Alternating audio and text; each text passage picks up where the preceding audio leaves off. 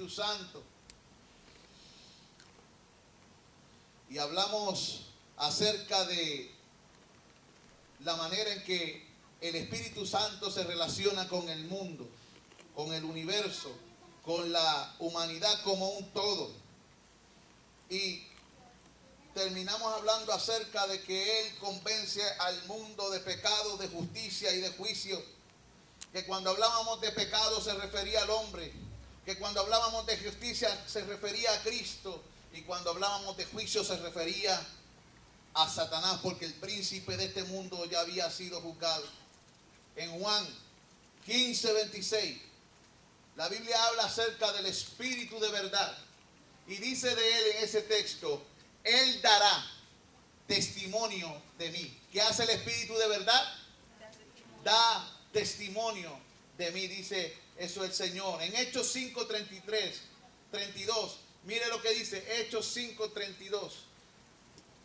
Búscamelo, Robert. Hechos 5:32. Vuelve a repetir que también el Espíritu Santo tiene como labor dar testimonio. Y nosotros somos testigos suyos de estas cosas. Y también el Espíritu Santo, el cual ha dado Dios a los que le obedecen. Ok, nosotros, usted y yo, somos testigos ¿de quién? ¿De quién es testigo usted? Según ese texto. De Jesús. Qué buena pregunta. ¿Es usted testigo de Jesús? ¿Da testimonio usted de Jesús? ¿Le cuenta a usted, a la gente, los hechos de Jesús? Porque el Espíritu Santo hace eso. Y el Espíritu Santo imparte eso en el corazón de aquellos que ¿quién? Que inunda.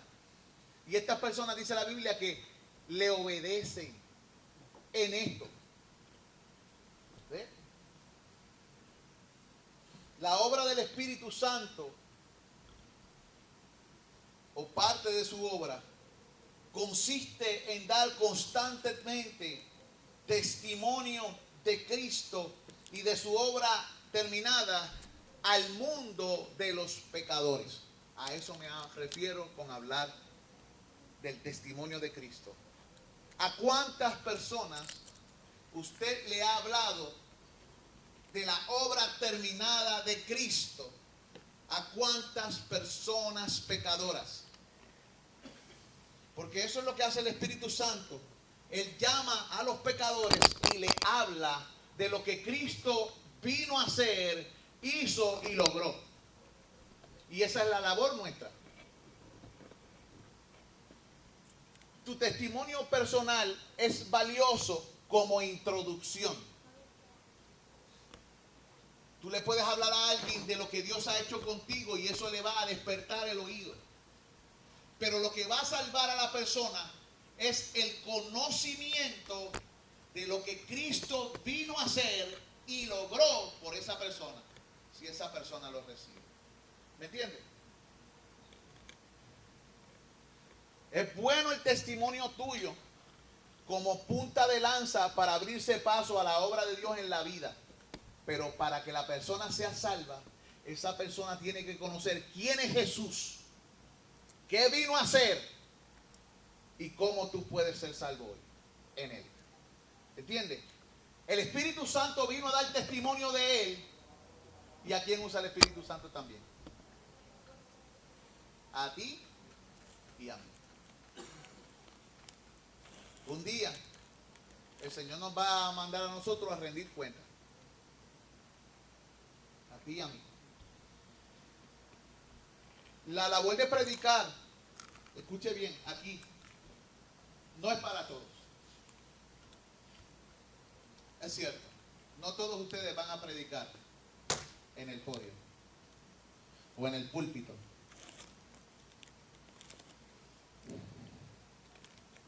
Pero la labor de exponer la verdad de Dios a los pecadores es un mandato para todo el pueblo. La Biblia dice que hay pastores y hay maestros y hay todas esas cosas que el Señor ha preparado Pero todo creyente debe exponer la verdad. Hombres, mujeres, niños, ancianos, jóvenes. Si tú eres joven y conoces a Jesús, Dios te hace responsable y un día Él te va a llamar a cuenta. Si eres niño y conoces a Jesús, también lo tienes que hacer. No piensen que aquí hay una edad de distinción. Créanme, hermanos. Ahora yo no sé qué es lo que está pasando, que la niñez y la adolescencia se está quedando mucho tiempo. Pero los años pasados muchas veces eran los niños los que llevaban el testimonio. Y en el otro lado del mundo, muchos de los que están predicando son niños. Y están muriendo por su fe. Niños están muriendo por la fe ahora mismo, por predicar a Jesucristo. Un día también tú serás llamado a esto. La Biblia enseña, y predicamos el domingo, ¿se acuerdan? Que el Señor te va a sacar de tu zona de ¿qué? De comodidad. Y te va a llamar al frente a ser testigo. Pero no te va a dejar solo, porque te va a dar del poder de su espíritu. No pienses que tú puedes ser testigo sin el espíritu. De hecho, sin el espíritu no vayas a ningún lado. Es como Moisés decía: Señor, si tú no vas con nosotros, yo no voy para ningún lado. ¿Sí? Tenemos que tener esa bendición.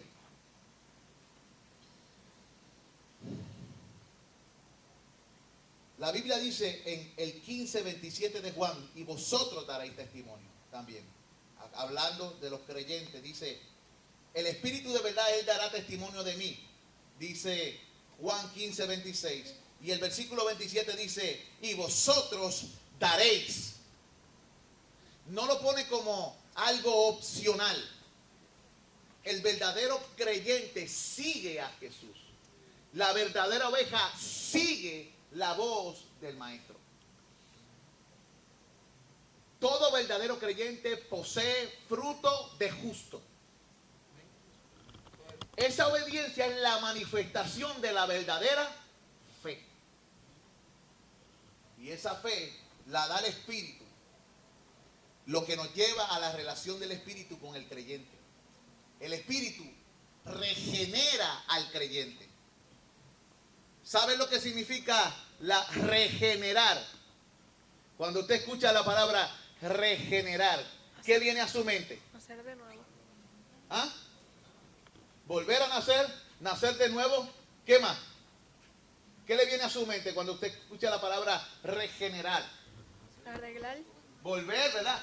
Regenerar. Eso fue lo que yo dije. Yo no dije nacer. Nacer de nuevo, volver a nacer, todo nuevo, ¿verdad? Mire lo que dice Juan 3, versículos del 3 al 5. Don Mikey. Juan 3, versículos del 3 al 5. Le voy a pedir también a Uriel que me busque Tito 3:5. Y Genoveva me va a buscar Juan 6:63. Juan 6:63. Mikey. Juan 3, del 3 al 5. Dice la palabra del Señor: de veras te aseguro que quien no nazca de nuevo no puede ver el reino de Dios. Dijo Jesús. ¿Cómo puede uno nacer de nuevo siendo ya viejo?, preguntó Nicodemo. ¿Acaso puede entrar por segunda vez en el vientre de su madre y volver a nacer? Yo te aseguro que quien no nazca de agua y del Espíritu no puede entrar en el reino de Dios, respondió Jesús. Ok. ¿Por qué es importante el nuevo nacimiento? ¿Por qué es tan importante el nuevo nacimiento? ¿Por qué?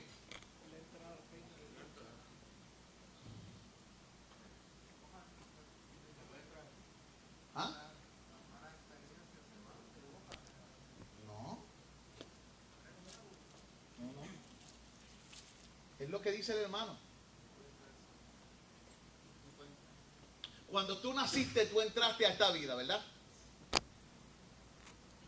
Cuando tú estabas en el vientre de tu madre, estabas formado ya. Vivías en un mundo aparte. Tú no tenías conciencia del mundo exterior.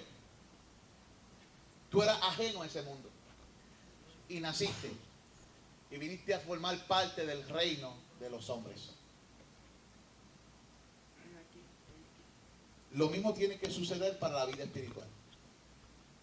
Tú no tienes idea de lo que hay en la grandeza del cielo. Tú no tienes idea. Pero tú te estás formando aquí para cuando llegue el momento de ir a ese lugar que para ti es desconocido. Tienes que nacer de nuevo, espiritualmente. El Espíritu Santo comienza a formarte y a prepararte en este mundo. Te hace nacer y comienza a prepararte porque un día tú abrirás los ojos y despertarás a su semejanza. A una realidad absoluta. Porque esta, amigos míos, no es la realidad. Esto que está aquí es una tierra de sombras. Si usted quiere experimentar la realidad para la cual fue creado, usted tiene que primero recibir la vida para ese reino. Y quien se encarga de eso es el Espíritu, porque allí dice, el que no naciere ¿de qué? De nuevo. Del agua y del Espíritu, refiriéndose a qué dos cosas que usa Dios para salvar. Martín. ¿Qué? Dilo, alto. La palabra. La Biblia dice que Dios nos hace nacer por la palabra de verdad y por el Espíritu. ¿Ves? Estas dos cosas están ahí para formar al creyente y traerlo a un nuevo reino, amado hermano. Mire lo que dice Tito 3:5. Tito 3:5. Nos salvó no por obras de justicia que nosotros hubiéramos hecho, sino por su misericordia, por el lavamiento de la regeneración y por la renovación en el Espíritu Santo. Bien, ¿qué entienden ustedes por ese texto?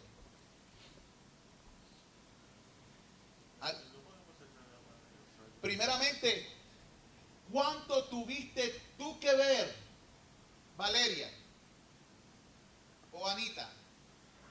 Anita, contéstame esto. ¿No me quieres contestar? Valeria,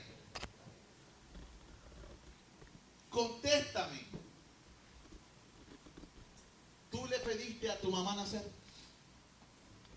¿Tú no te acuerdas de aquel tiempo en el pasado donde tú hablaste con tu mamá y tu papá y le dijiste, papi, mami, yo quiero nacer?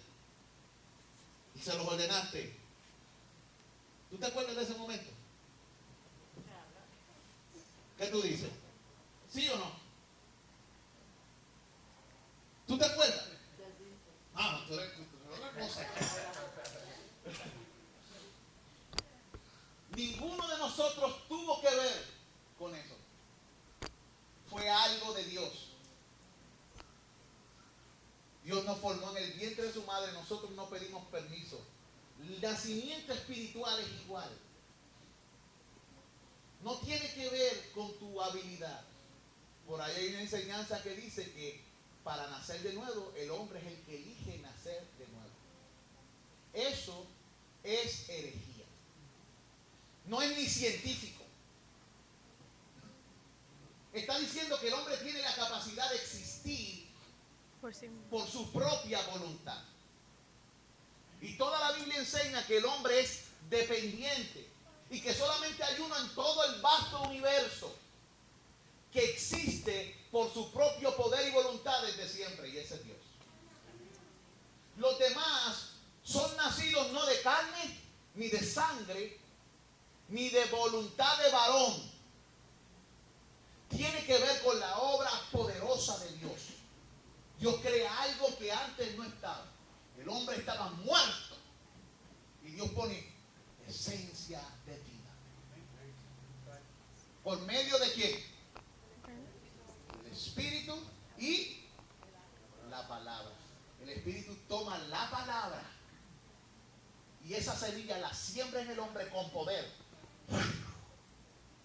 y provoca vida.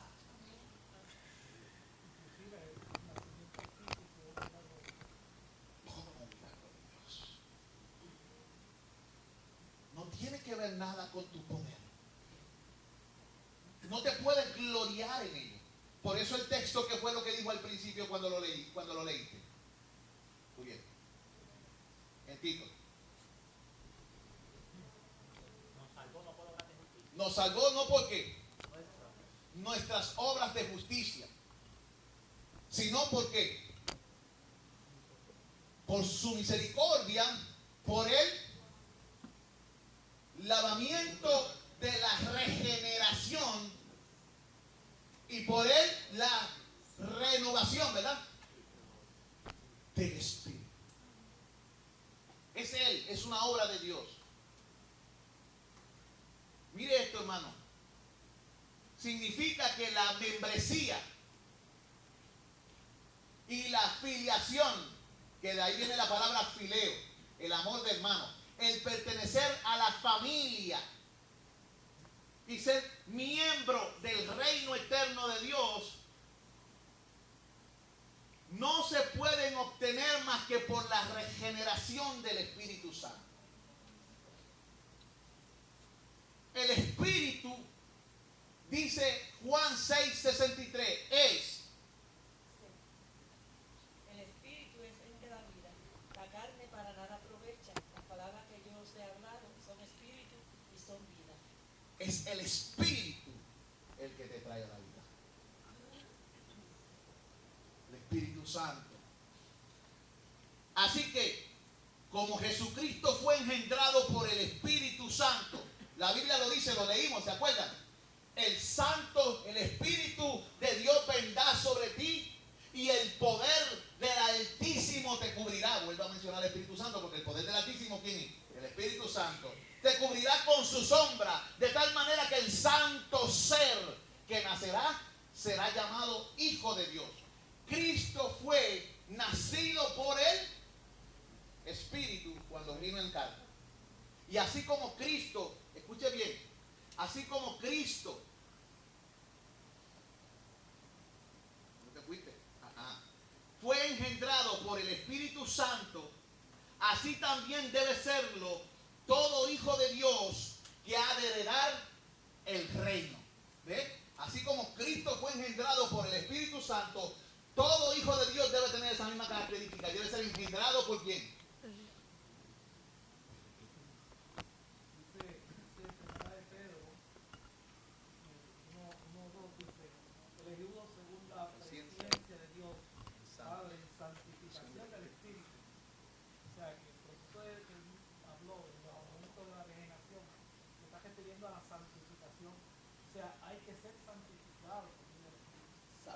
Él te saca, mira, te limpia, te lava, te limpia. Y ahí dice más, ¿para hacer qué? Rociado, ¿verdad? Para obedecer primero. Para obedecer y para hacer. Rociado con la sangre de Jesús. Hay un proceso.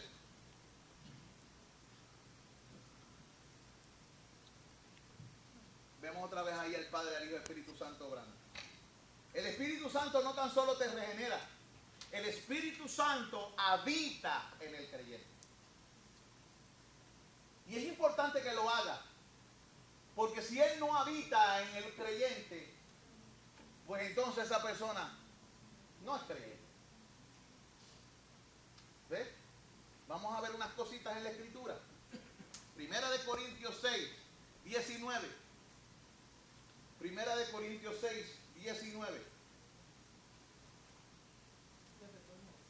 Sí. Esto es bien importante que se entienda porque a veces entendemos que no somos aptos para ello, para recibir al Espíritu Santo. Ve que el Espíritu Santo prepara el corazón del hombre, lo santifica y lo prepara Para recibir. para poder habitar en uno. O sea, él no viene así y Al pelado.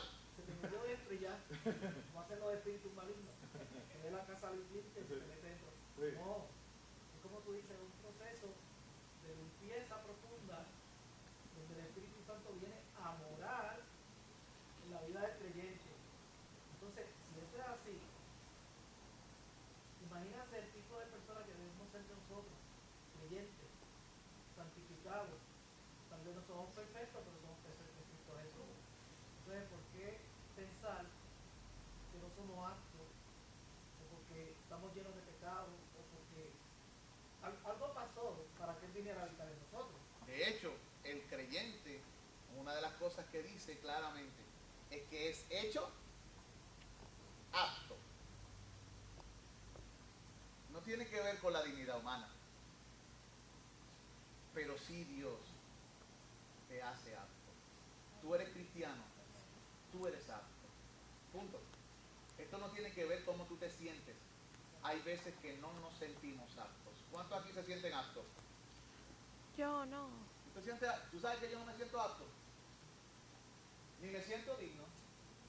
No lo soy. No se trata de nuestra No soy dignidad. digno, pero soy apto. Pero no porque tú lo digas, No porque yo lo digo, ni porque yo lo sienta. que Dios lo declaró así. Exactamente. ¿Tiene que ver con quién? Con la dignidad que De Dios Dios. te da y te brinda. Dios te cubre de dignidad. Él comparte contigo su dignidad. Y tú debes honrar ese regalo de Dios. ¿Tú sabes qué es que Dios haya compartido de su espíritu contigo? Lo más santo del Señor, su corazón, el centro de su ser, ¿verdad? Él viene y toma. Y el problema es que tú y yo somos pecadores. Y Él viene y nos limpia con su sangre preciosa. Pero primero nos separa. Lava el vaso. Saca la costra. Y demás se mete por dentro de tu vida.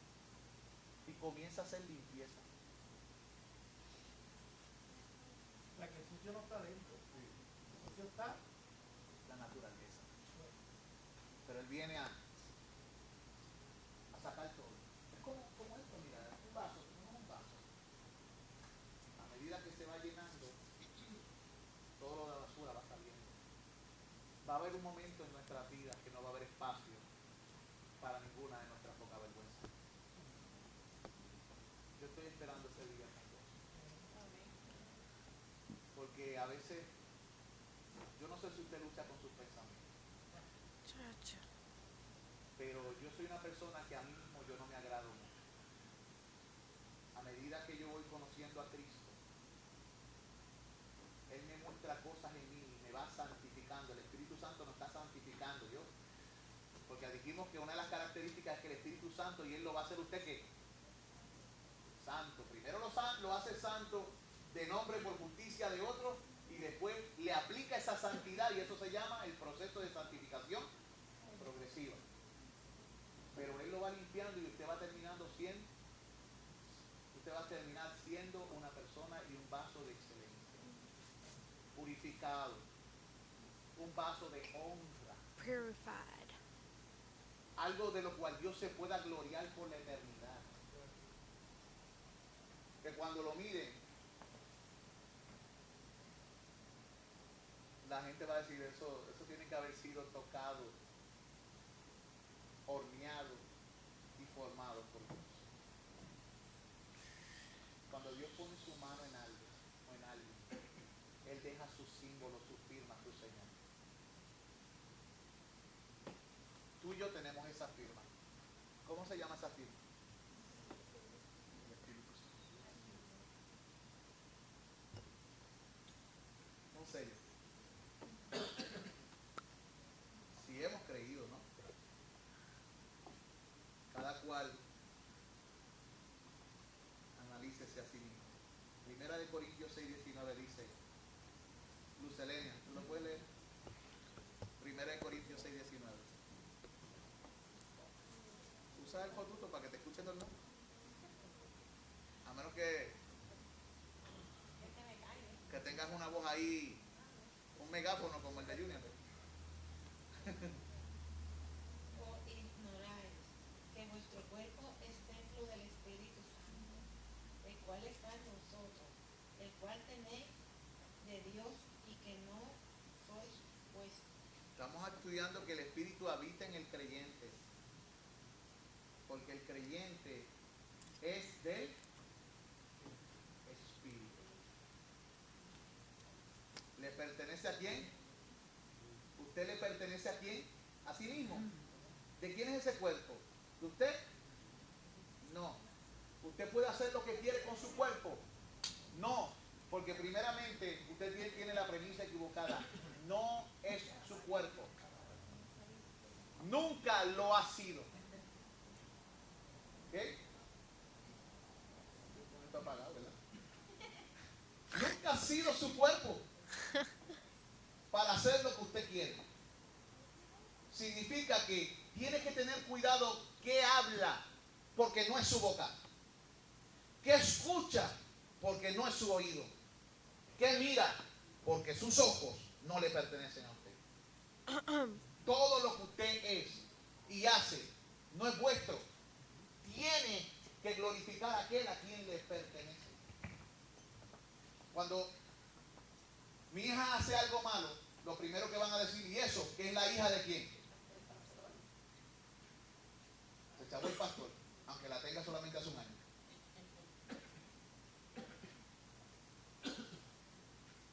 ¿A quién le van a echar la culpa? ¿De quién van a hablar mal?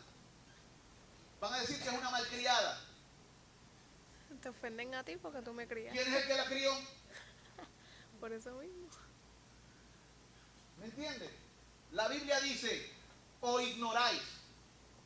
¿Están ustedes acaso en ignorancia de que ese cuerpo que les ha sido dado como un regalo para experimentar ciertas cosas que ha preparado para ustedes, no es para que ustedes lo usen en lo que quieren, ni para que estén haciendo lo que piensan que es lo que les gusta a ustedes? Porque no sois vuestros, dice la Escritura. Entonces, el 1 Corintios 3:16, ¿quién lo tiene ahí? Ney, 1 Corintios 3:16. Lucy, ¿tú leíste? Romanos 8:9. Michelle. 1 Corintios 12:3. Mira lo que dice la palabra en 1 Corintios 3:16.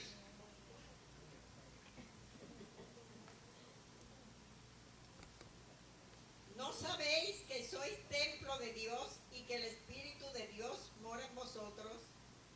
Lo vuelve a repetir. ¿Quién es el templo? Nosotros. Usted. ¿Este es el templo? No, este es el lugar donde se reúne la casa de Dios. La escuela. ¿Quién es la casa de Dios? Usted. Significa que como no está aquí y está afuera, se va a portar mal. Está equivocado. Se fue con el templo para su casa. La gente tiene un concepto de casa, de que esto es el templo, y muchos aquí tú los ves.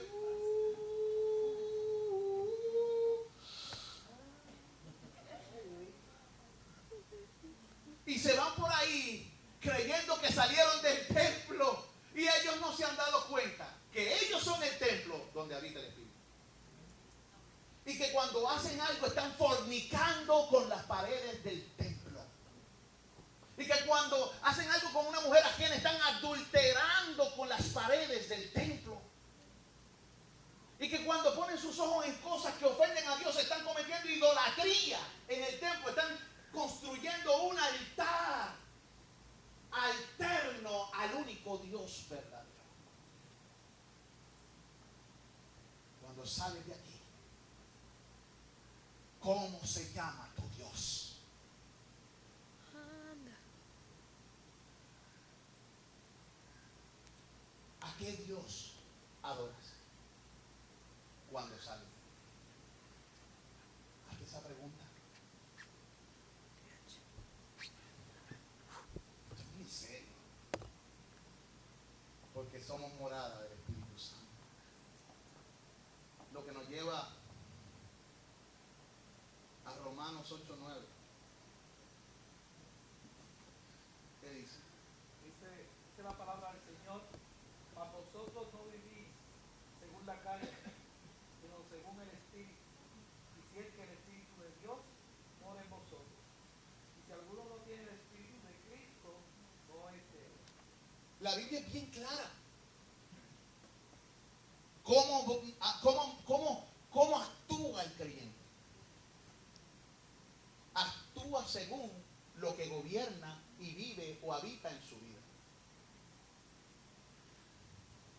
La Biblia es clara, es enfática y es tajante, es radical. Radical. ¿Vives en la carne? O sea, gobernado por una naturaleza que te hunde continuo en el pecado. ¿O vives en el Espíritu, gobernado por el Santo Espíritu de Dios a los santos? Lo que suceda determina quién habita en ti. Pero tienes que entender, está diciendo el apóstol Pablo, que si tú tienes al Espíritu, tú vives en el Espíritu y andas en el Espíritu. Y si no tienes al Espíritu, no digas que eres cristiano. No se lo digas a nadie. Por favor, no digas que perteneces a alguien. Chacho. Yo me reúno con unos hermanos cristianos que van a tal iglesia, pero no digas que tú eres cristiano. ¿Tú sabes por qué? Porque vas a salir afuera. La gente va a ver mal tu testimonio y van a pensar que todos los que estamos aquí somos unos tracatras de inmundos. Que vivimos revueltos continuamente haciendo las cosas malas. Sabemos que todos los que estamos aquí, Dios está trabajando con nosotros. Pero si, por ejemplo, tú estás viviendo una vida donde el Espíritu no te dirige ni te controla,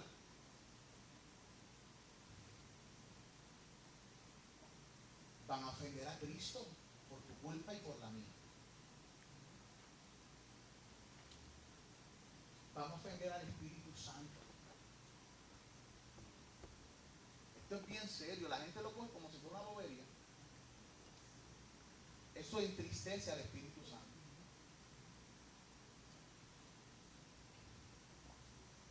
¿Cuántos de ustedes sienten un gozo continuo? Y sienten que nunca han entristecido al Espíritu Santo. ¿Sabe que cuando usted entristece al Espíritu Santo se siente?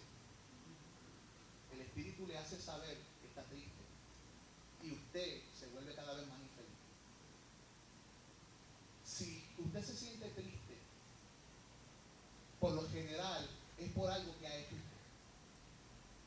O por algo que usted piensa o habla o ha hecho, que ha hecho entristecer al Espíritu Santo. Una cosa es entristecerse por el pecado de otro y orar por el pecado del otro y orar: Señor, ten misericordia, salva. Pero otra cosa es cuando nosotros mismos entristecemos al Espíritu Santo. ¿Qué debemos hacer en ese momento? ¿No? Debemos arrepentirnos y buscar la manera de arreglar las cosas, porque el creyente no fue creado para vivir en esa relación de estar entristeciendo continuamente al Espíritu Santo. Usted sabe que usted no fue creado para eso. Mire, hermano, todo creyente, no importa cuán débil o imperfecto sea, o cuán falto de madurez en su experiencia cristiana, tiene en sí el Espíritu. Todo verdadero creyente lo tiene. Puede ser una persona inmadura. Acuérdese que nació ¿en qué? En el reino. ¿Y cómo nació? Grande. ¿Cómo uno nace en el reino de Cristo? Como un niño. Significa que ese niño tiene que crecer y madurar. Pero desde el momento que nace, recibió la nueva vida. Recibió al Espíritu, que es la vida de Dios que se nos injerta a nosotros. Jesucristo, la palabra de vida y el Espíritu Santo es como, yo le llamo a eso como el esperma y el óvulo. Ey. Se unen y crean nueva vida. La semilla de la palabra y la potencia y el poder de Dios. ¿Ves? Espíritu Santo de Dios. Mire esto, hermano. En Hechos 19:2 se hace una afirmación que aparenta contradecir lo que aquí hemos dicho. Hechos 19:2.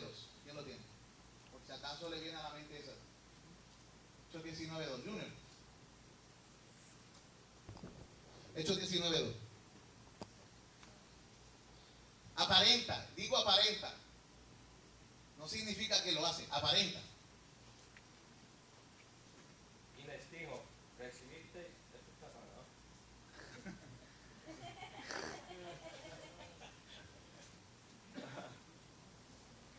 Y les dijo, recibiste el Espíritu Santo cuando creísteis, y ellos le dijeron, ni siquiera hemos oído si hay Espíritu Santo. Esas personas que estaban allí no sabían que el Espíritu Santo existía. ¿Significa que no lo tenían? ¿Tú puedes tener algo y no saberlo? Allí sucedió algo. Allí sucedió algo.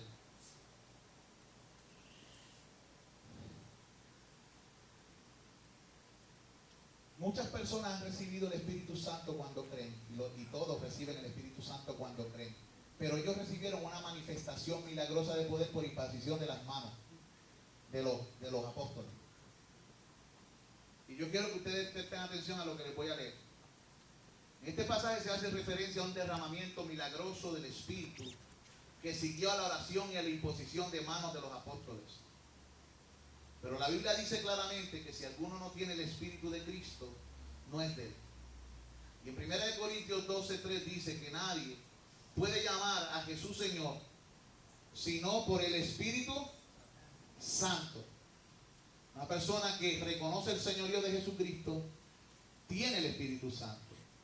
¿Esas personas reconocían a Jesús como Señor? Sí. Pero a esas personas les faltaba una impartición de poder. Y de eso vamos a hablar más adelante. Porque hay unas cosas que la Biblia habla. Y vamos a un poquito a entrar en este tema. El Espíritu Santo, dice la Escritura, sella al creyente con la seguridad de salvación. Vamos a hablar primero de una seguridad y después vamos a hablar de lo que se llama una plenitud del Espíritu Santo, que son dos cosas diferentes. Una cosa es la llenura. ¿Me entiendes? Vamos a hablar de eso. Mire lo que dice ahí. En Efesios 1, del 13 al 14, dice la Escritura. Efesios 13, del 1 al 14.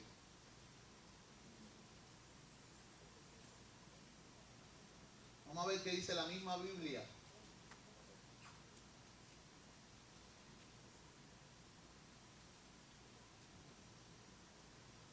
Mucha gente confunde estas cosas que están claras en la Escritura.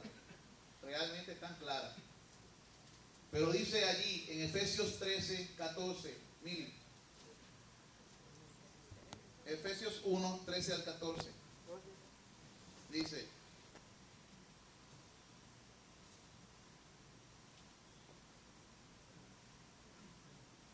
En él también vosotros,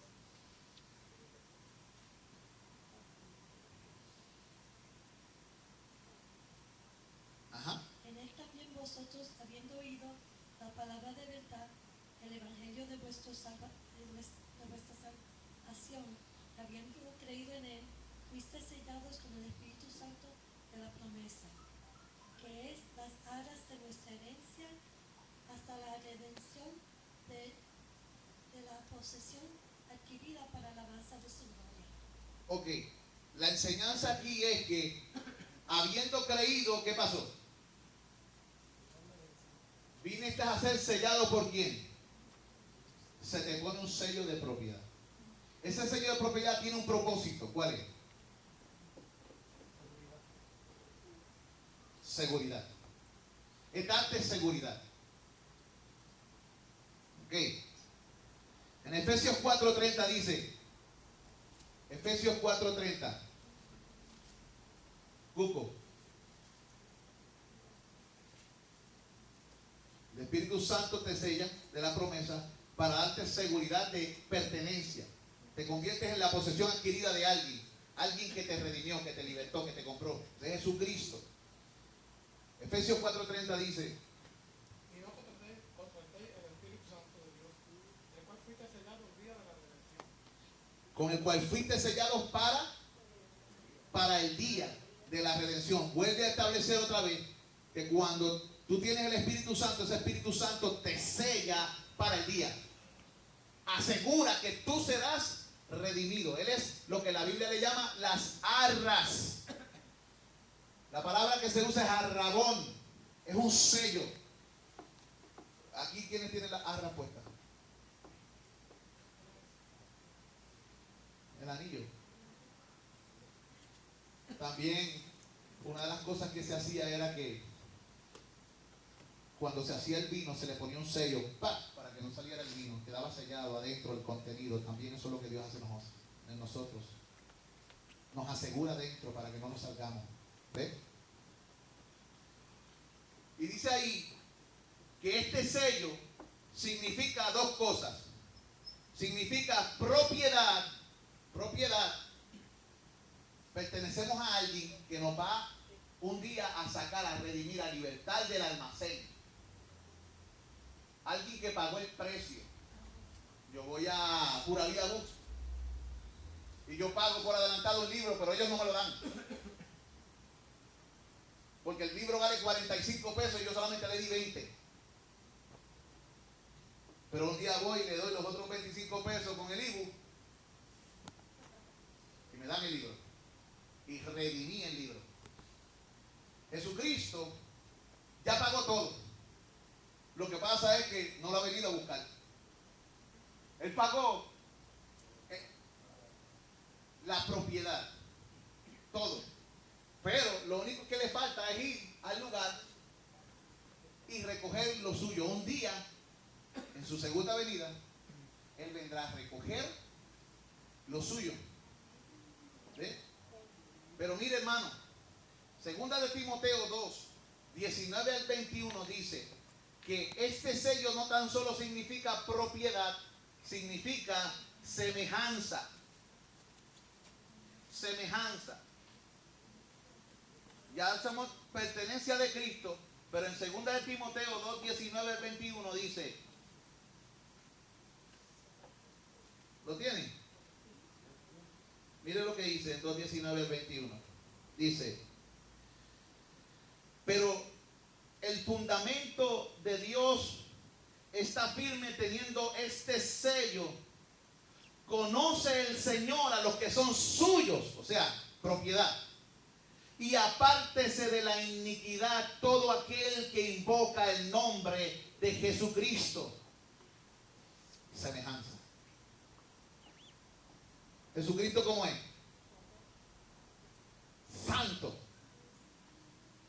Y Dios está diciendo, no, ustedes fueron sellados para mí, son mi propiedad, pero es para vivir apartados de iniquidad. En Efesios dice, predestinados para ser santos. En Romanos dice, predestinados para ser hechos conforme a la imagen de su Hijo. ¿Ve? O sea que este sello no tan solo nos da seguridad, sino que tiene el propósito de construir dentro de nosotros la semejanza de Cristo. ¿Qué está haciendo el Espíritu Santo en tu vida y en la mía? Está transformándonos y cada día nos va llenando más de su presencia para que cada día se vea más de lo que Cristo es y menos de nosotros. ¿Ve? Te selló y te dio la seguridad, pero no se queda en esa seguridad, sino que te transforma para que seas semejante a Cristo en justicia y santidad. ¿Ve? El sello no está ahí simplemente para, qué lindo, está bonito, qué el diseño, ¿cómo tiene? Qué lindo. No, el Espíritu Santo va a hacer algo más. Dice en el 20, pero en una casa grande no solamente hay utensilios de oro y de plata, sino también de madera y de barro. Unos son para usos honrosos y otros para usos viles. Así que si alguno se limpia de estas cosas, será instrumento para honra, santificado, útil al Señor y dispuesto para toda buena obra.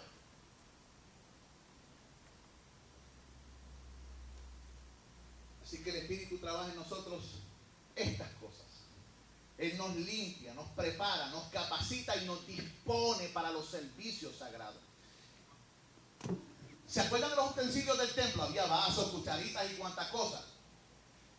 Primero los cubrían con sangre y luego los lavaban en el lavatorio. ¿Verdad que sí? En el agua. Y después los ungían con aceite. Y entonces estaban dispuestos para ser usados en el servicio del templo. Dios, el Señor, te cubre por medio de la sangre de Cristo. Él te lava de tus pecados, pero también te unge para que seas usado por Dios. ¿Me entiendes? Y esa obra la hace el glorioso Espíritu de Dios. El Espíritu Santo es el espíritu de adopción que Dios pone en nuestros corazones y por el cual nosotros sabemos que somos sus hijos. ¿Cómo yo puedo saber que soy hijo de Dios? ¿Ves? El Espíritu Santo te lo hace saber.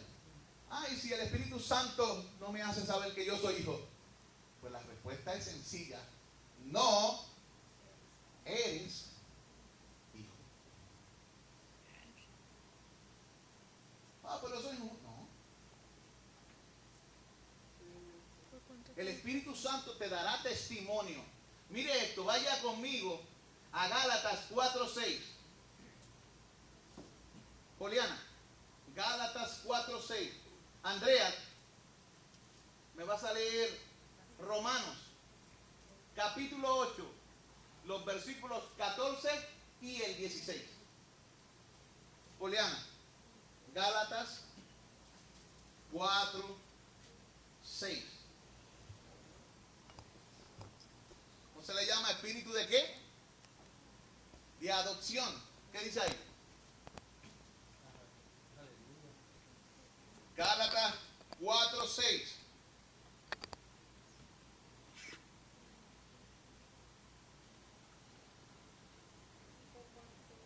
Hija, no se te escucha casi. No le huyas al fotuto. Porque cuando sois hijos, Dios envió a vuestros corazones el espíritu de su Hijo, el cual clama Abba Padre. Eres hijo. En el corazón tienes ¿a quién? Al Espíritu de Cristo. Esto te capacita para relacionarte con Dios como tu Padre. ¿Ves? Ese Espíritu te capacita. Cuando tú te sientes en esa presencia de Dios, el Espíritu te hace sentir como que Dios es tu Padre, porque lo es.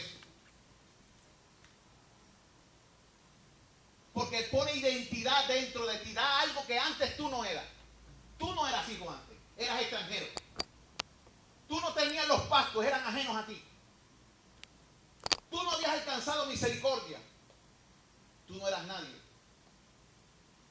Sin esperanza y sin Dios. Pero de repente Dios te adopta y pone de su espíritu dentro de ti y te lo hace saber. Y comienza a darte identidad. Una nueva identidad. Un nuevo ADN que dirigirá tu vida. El Espíritu Santo te hará ver quién tú eres